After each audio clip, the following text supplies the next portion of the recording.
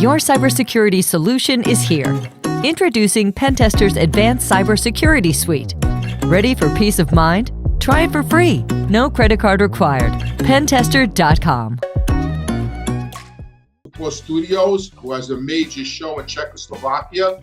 And in 2002, a game came out, Mafia, and I was actually in Schuylkill Federal Prison, but I was in Michael's studio, and what we did was, I know celebrities always hung out with us. I mean, they hung out with my father, even with my brother and myself, when we hung out at the Ritz. You know, the celebrities used to seek us out. The owner of the Ritz would seek us out to come in his office and hang out with celebrities. They trusted us. So all these celebrities, all these big entertainers that, you know, they all had to go in these clubs and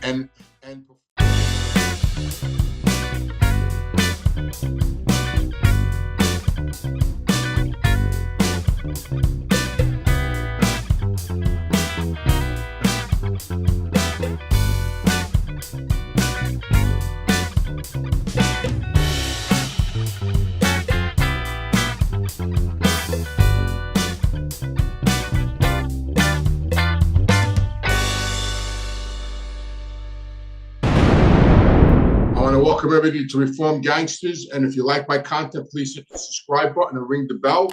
Also, starting Saturday night at 7 p.m. on my Patreon. Patreon starts at $1. And I have a story that you're very well all aware of, one that you heard many times before in all the Gotti movies and all the documentaries. It's about a famous murder that actually put John Gotti on the map. Pivotal hit connected to the biggest names out there. So join me Saturday night at 7 p.m. and we'll uncover the truth and put this piece of mafia history in the books. I have some inside information. I have some inside guests that were linked to the hit, to the murder. So it's going to be really interesting and it's going to be very informative. So please tune in. I'm making some changes to my Patreon. We have leveled up the production quality. So now you can become a member for $1 a month, and with that $1, you get a free exclusive episode and access to the rest of the previous exclusive Patreon content. If you up that to $5 a month, you get full access and a seat for a Q&A, one Q&A with myself. And if you go even further and you up it to $20, you get a Q&A every week with yours truly. So if you're watching and you need to become a member of reformgangsters.com and connect with me live once a week, get all your mafia and recovery questions answered, because I try to mix it all in together, mafia stories with my own recovery, because that's part of the whole journey that I went on. So please help me continue to make my content better and become a member of reformgangsters.com. Last week, I was in Tampa at Michael's Studios, who has a major show in Czechoslovakia. And in 2002, a game came out, Mafia, and I was actually in Schuylkill Federal Prison, but I was in Michael's studio, and what we did was I gave a review of the game. It's really cool, and the review and the video is up on my Patreon, so check it out. So in the viewer poll, Tyson versus Paul, 89% of the people are picking Tyson.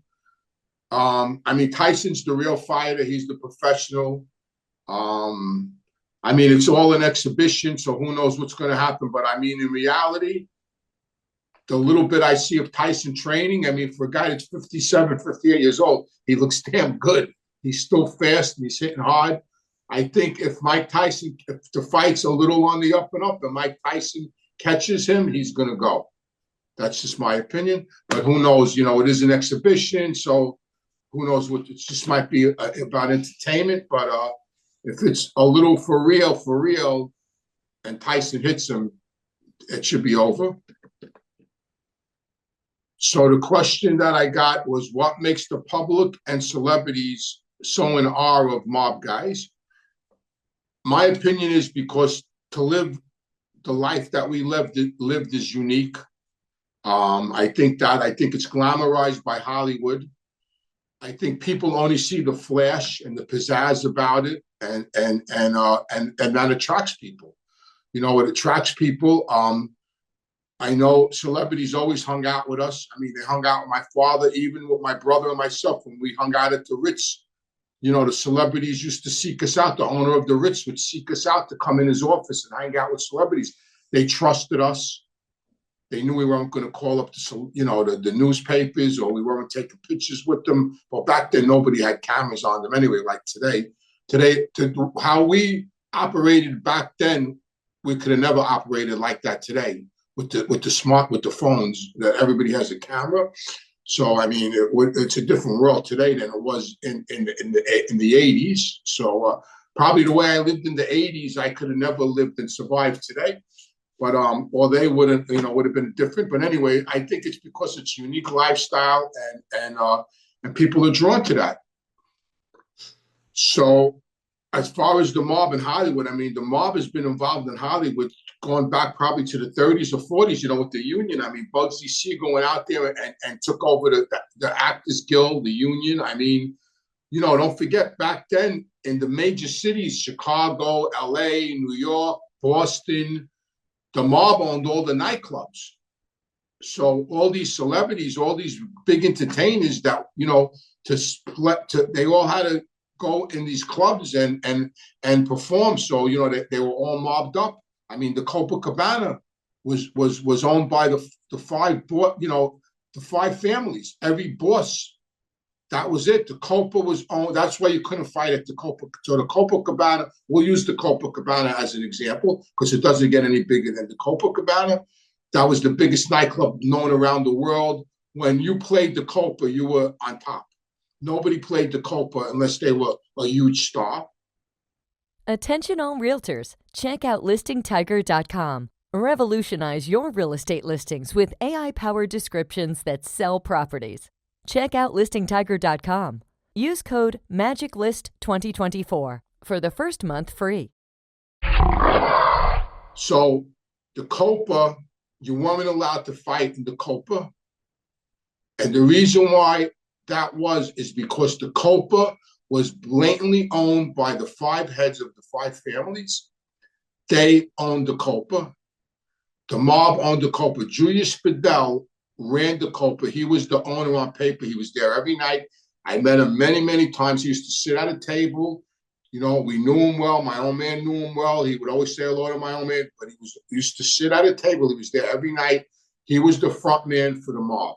They owned the Copa, and whoever became a boss inherited their end of the Copa. So that's a reason why Hollywood and the music industry was tied up with the mob back then. Today, it's not like that because the nightclubs are gone. Vegas is not run by the mob anymore. So the entertainers in Vegas, they're not mobbed up. It's a different world today. But back then, the mob, had their hands in everything. In the unions, you couldn't, on the movie sets, they had the Teamsters. How do you move the movie sets around? You got to go to the Teamsters. They had everything. So that's why they were so entwined in Hollywood and the music industry. The mob movie, the first mob movie I ever remember seeing was the one that I really liked when I was a little kid because of the title, probably, was Angels with Dirty Faces with James Cagney. That was like my favorite movie, especially at the end when they were taking him to the electric chair. That was like, and you just saw his shadow and him holding on to because he didn't want to die. Like, that was a big scene. But probably Angels with Dirty Faces. Yeah. And another one, too, after that was another one, Paul Muni. He was an old time actor. He was another mob movie, but probably Angels with Dirty Faces, all the James Cagney old movies with him and Humphrey Bogart. And the other one I really like too, when at the end, that's a great scene because I say that all the time. When he dies, what the heck was the name of that movie with Humphrey Bogart? He was, at the end, he became a cab, the Roaring 20s, I think it was called. And at the end, it's snowing and he dies on the church steps and he's in the arms of the woman. And the cop said, "Who is he? Who is he?" And she looked up and she goes, "He used to be a big shot." That was a good movie. I like that one. Yeah. If I had to pick the two most realistic mob movies, well, I would say I think it's a really, the three top most realistic mob movies is, first of all, Goodfellas, because I know them. I think Goodfellas, Casino, and Donnie Brasco were the three most realistic mob movies made, in my opinion. Of course, The Godfather was cinematic, was great. Don't get me wrong, but it was true and false. I mean, what happened? You're not going to kill all the heads of the families, and you're not going to have an Irish guy as the consigliere. Like Tom Egan. It's that ain't happening. But other than that, The Godfather was a great movie too. I mean, they weren't villains; they were criminals. I mean, they were just. I mean, to say Tommy DeSimone was a villain, he was just as bad as the guys he hung out with. I mean, I don't consider them villains. They were just criminals. They were mob guys. As far as in the movies, probably the greatest villains were probably Edward G. Robinson in Is This the End of Rico? When they killed him, he was a villain. Humphrey Bogart was a villain in mob movies. I mean, them movies had villains, but the newer versions, I mean, was Joe Pesci a villain in Casino? No, he was a mob guy. He's based on a real character. Like a villain to me is like Captain Hook. He's a villain. What actor plays the best? Probably De Niro. I mean, Robert De Niro. Who's a better mob actor than him? I mean, he had Jimmy Burke down pat. That one scene when he with the cigarette and when he gave him the look, that's an amazing scene. That little couple of seconds scene when they're in and De Niro's smoking a cigarette, and he just like looks at him with that eye, with that little smile, that evil smile. I mean, that's an iconic scene. But I think De Niro. And yeah, De Niro. I mean, Joe Pesci. He plays a certain type of character, Joe Pesci. But I probably think De Niro is probably the best mob actor. How do you think Johnny Depp did? Even though he was playing a cop, playing a mobster, how do you think he did in Donnie Brasco? Oh, I think he did great. He's a great actor. No, I think Johnny Depp did really good. I think they all did. They all played a good part. Definitely. No, that was a good movie. That was well acted. Johnny Depp did good. He did good. So I redid my website. A lot of people have been coming on to it, asking to have one-on-ones with me, which are available. Just go to the website, AnthonyRuggiano.com, and look for the link, and we could arrange that.